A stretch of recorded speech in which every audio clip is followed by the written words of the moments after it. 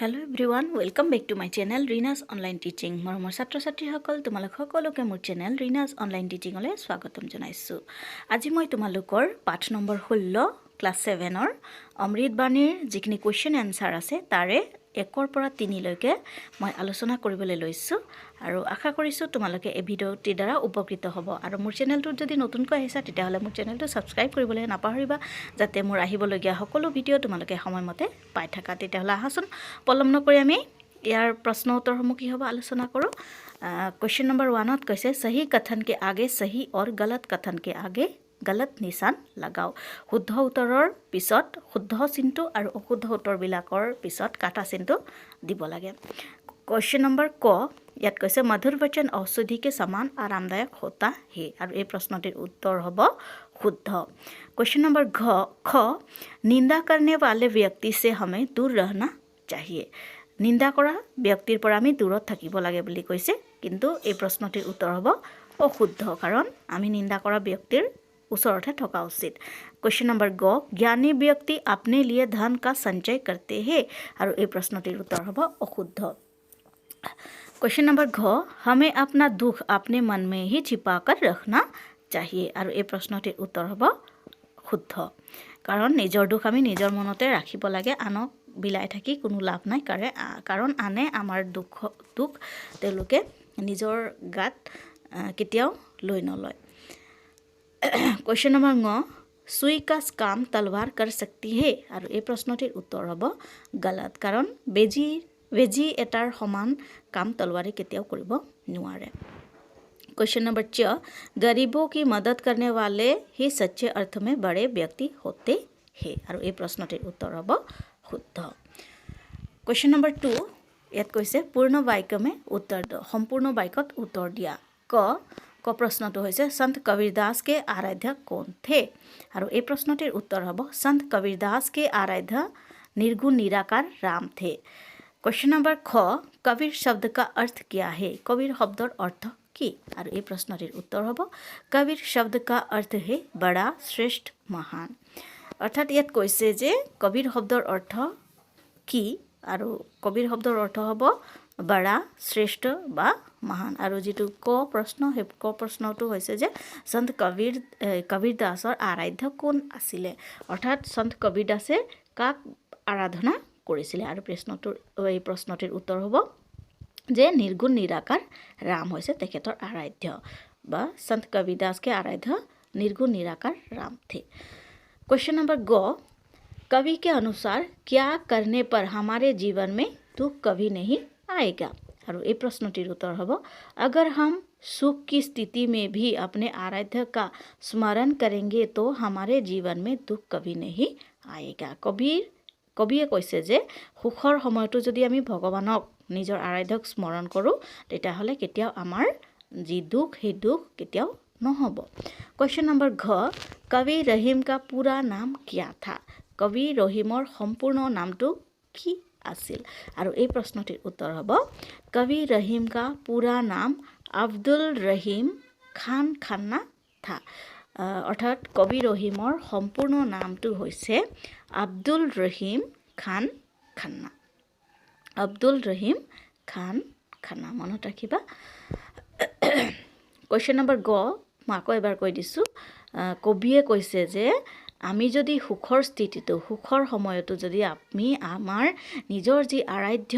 সেই আৰাধ্যক যদি স্মৰণ কৰোঁ তেতিয়াহ'লে আমাৰ জীৱনত কেতিয়াও আমি দুখ অনুভৱ নকৰিম। আৰু ঘ প্ৰশ্নটো আকৌ এবাৰ কৈ দিছোঁ যে কবি ৰহিমৰ সম্পূৰ্ণ বা পুৰা নাম হৈছে আব্দুল ৰহিম খান খান্না। ন প্ৰশ্ন কিনকে সাথ কবি ৰহিম কি গহৰী মিত্ৰতা থি, কাৰ লগত কবি ৰহিমৰ গভীৰ মিত্ৰতা আছিল আৰু এই প্ৰশ্নটিৰ উত্তৰ হ'ব কবি গোস্বামী তুলসীদাস কে সাথ কবি ৰহিম কি গহৰী মিত্ৰতা থি। কবি গোস্বামী তুলসীদাসৰ লগত কবি बुरे व्यक्ति की खोज में निकलने पर कवि को क्या অনুভৱ হোৱা বেয়া মানুহ বিচাৰি তেওঁ যেতিয়া ওলাই গৈছিল তেতিয়া তেওঁ কি অনুভৱ কৰিছিল আৰু প্ৰশ্নটিৰ উত্তৰ হ'ব जब बुरे व्यक्ति की खोज में कवि निकले तो उन्हें कहीं भी बुरा व्यक्ति नजर नहीं आया लेकिन जब उन्होंने अपने आप में अर्थात अपने दिल में खोजा तो पाया कि उन जैसा बुरा और कोई नहीं হে অৰ্থাৎ কবিয়ে যেতিয়া বেয়া মানুহ বিচাৰি গোটেইখন ঘূৰি ফুৰিছিলে তেতিয়া তেওঁ এটা কথা অনুভৱ কৰিছিলে যে পৃথিৱীত কোনো মানুহেই বেয়া নহয় সকলো মানুহৰ মাজতে কিবা নহয় কিবা ভাল গুণ থাকে আৰু সেই ভাল গুণৰ কাৰণে তেওঁলোকে এই পৃথিৱীখনত খুব ধুনীয়াকৈ জীয়াই থাকিব পাৰে কিন্তু কবিয়ে যেতিয়া নিজৰ ক্ষেত্ৰত নিজৰ অন্তৰাত্মাত নিজৰ ভিতৰত তেওঁ বেয়া মানুহ বিচাৰিবলৈ ধৰিলে তেতিয়া তেওঁ অনুভৱ কৰিলে যে তেওঁৰ সমান মানে বেয়া মানুহ অৰ্থাৎ মানে আত্মকেন্দ্ৰিক মানুহ যেন আৰু এই পৃথিৱীত নাই সেয়ে তেওঁ কৈছে যে তেওঁ নিজৰ মাজতে বেয়া মানুহ বিচাৰি পাইছিলে क्वेश्चन नंबर ख यात কৈছে अपने शिष्य को बनाने में गुरु किस प्रकार कुम्हार की भूमिका निभाते हैं নিজৰ শিষ্যসকলক ঠিক কৰিবৰ কাৰণে গুৰুসকলে কেনেকুৱা ধৰণৰ ভূমিকা গ্ৰহণ কৰে আৰু এই প্ৰশ্নটিৰ উত্তৰ হ'ব जिस प्रकार कुम्हार अपने घोड़े को बनाते समय अपने कोमल हाथों को घोड़े के भीतर सहारा देकर बाहर धीरे धीरे प्रहार करके एक सुंदर घड़े का निर्माण करता है ठीक उसी प्रकार गुरु भी अपने शिष्य को बड़े प्यार और कोमलता से ज्ञान देते हैं तो कभी कभी अपने कठोर वाणी से डांट फटकार भी देते हैं ताकि उनके अंदर जो कमियां हैं वो दूर हो सके इस तरह शिष्य को बनाने में गुरु कुम्हार की भूमिका निभाते हैं अर्थात गुरुসকলে কুম্হাৰৰ যি ভূমিকা সেই কুম্হাৰৰ নিচিনা ভূমিকা গ্ৰহণ কৰি নিজৰ যি শিষ্য সেই শিষ্যসকলক মানে ঠিক কৰিবৰ কাৰণে তেওঁলোকে গুৰুত্বপূৰ্ণ ভূমিকা গ্ৰহণ কৰে আৰু তাৰ কাৰণে কেতিয়াবা দৰকাৰ হ'লে তেওঁলোকৰ যি শিষ্যসকলক কঠোৰ বাণী শুনায় বা কঠোৰ কথা ক'বলগীয়া হ'ব পাৰে क्वेश्चन नंबर गो साधु की जाति के बारे में पूछने के संदर्भ में कवि ने क्या कहा है और ये प्रश्नটির उत्तर হ'ব साधु की जाति के बारे में पूछने के संदर्भ में कवि ने कहा है कि कभी भी साधु की जाति के बारे में नहीं पूछना चाहिए बल्कि उसके ज्ञान के बारे में पूछना चाहिए तलवार को रखे जाने वाले म्यान को नहीं अपितु तलवार को महत्व दिया जाना चाहिए अर्थात साधु कौन सा भी जाति का हो अगर उसमें ज्ञान का भंडार है तो उस ज्ञान को बटोर लेना चाहिए उसके जाति के बारे में पूछने से हमें कुछ भी नहीं मिलेगा अगर हम उस साधु से कुछ सीखना चाहते हैं तो हम उसके ज्ञान से ही कुछ सीख सकते हैं उसके जाति से नहीं इसीलिए साधु की जाति के बारे में कभी भी नहीं पूछनी चाहिए और यो कथन हमारे कविदास जी ने कहा है कि साधु की जाति के बारे में कभी भी नहीं पूछना चाहिए केवल उनसे ज्ञान ही लेना चाहिए क्वेश्चन नंबर घ कवि रहीम ने ऐसा क्यों कहा है कि थोड़े दिनों के लिए आने वाले विपत्ति अच्छी होती है और ये प्रश्न के उत्तर होगा कवि रहीम ने ऐसा इसलिए कहा है क्योंकि विपत्ति के समय हमें हमारे हित और अहित चाहने वाले की पहचान होती है अर्थात कम दिनों के लिए आने वाले विपत्ति में कौन हमारे साथ रहकर हमारा भला चाहता है और कौन हमारा बुरा चाहता है इसकी पहचान हो जाती है अर्थात कम दिनों কাৰণে হোৱা যি বিপত্তি সেই বিপত্তিৰ সময়ত আমাক ভাল আৰু বেয়া বিচৰা মানুহক আমি চিনি পাম আৰু সেই কাৰণে তেখেতে কম দিনৰ কাৰণে হোৱা বিপত্তি ভাল বুলি কৈছে क्वेश्चन नंबर 9 कवि के अनुसार हमें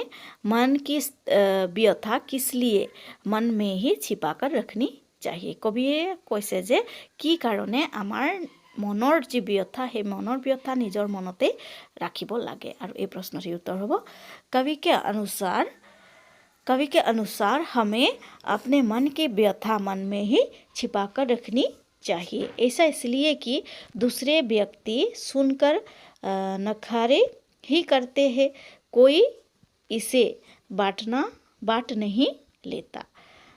कवि के अनुसार हमें अपने मन की व्यथा मन में ही छिपाकर रखनी चाहिए। ऐसा इसलिए करनी चाहिए क्योंकि दूसरे व्यक्ति हमारे जो दुख की स्थिति सुनकर वो नखरे करेंगे और हो सके तो वो हंसकर उड़ा देंगे। इसीलिए हमें दूसरे व्यक्ति के साथ हमारे दुख মানে छिपा कर रखनी चाहिए। दुखर সময়ত অৰ্থাৎ আমি আনক কৈ ফুৰিব নালাগে। নিজৰ মনৰ যি ব্যথা বা দুখ সেই ব্যথা বা দুখখিনি আমি নিজেই সহ্য কৰি থাকিব লাগিব। তেতিয়া এটা সময়ত নিজে আমাৰ মনৰ যি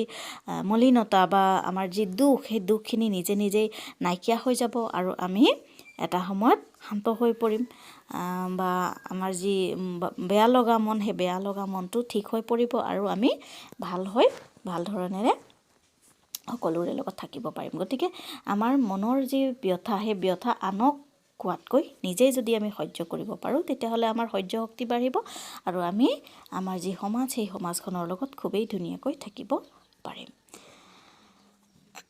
গতিকে মৰমৰ ছাত্ৰ ছাত্ৰীসকল আজি মই তোমালোকক এইখিনিয়ে ক'লোঁ। নেক্সট এটা ভিডিঅ'ত বা নেক্সট এটা ক্লাছৰ ভিডিঅ'ত মই তোমালোকক ইয়াৰ পিছৰ যিখিনি কুৱেশ্যন এনচাৰ আছে সেই কুৱেশ্যন এনচাৰসমূহ আলোচনা কৰিবলৈ চেষ্টা কৰিম। তেতিয়াহ'লে আজিলৈ মই ইয়াতে সামৰিছোঁ। আশা কৰিছোঁ মোৰ এই ভিডিঅ'টিৰ দ্বাৰা তোমালোক উপকৃত হ'ব আৰু যদি কিবা জানিবলগীয়া থাকে তেতিয়াহ'লে মোক কমেণ্ট বক্সত জনাবা বা কিবা সুধিবলগীয়া থাকিলে বা বুজি নাপালে মোক কমেণ্টত লিখি জনাবা। মই যাতে তাৰ উত্তৰ আকৌ আৰু ভাল ধৰণেৰে তোমালোকক দিব পাৰোঁ। আৰু মোৰ চেনেলটো যদি নতুনকৈ আহিছা তেতিয়াহ'লে চেনেলটো ছাবস্ক্ৰাইব কৰি দিবলৈ নাপাহৰিবা যাতে মোৰ আহিবলগীয়া সকলো ভিডিঅ' তোমালোকে সময়মতে পাই থাকা। তেতিয়াহ'লে আজিলৈ মই ইয়াতে সামৰিছোঁ। Take care. ধন্যবাদ।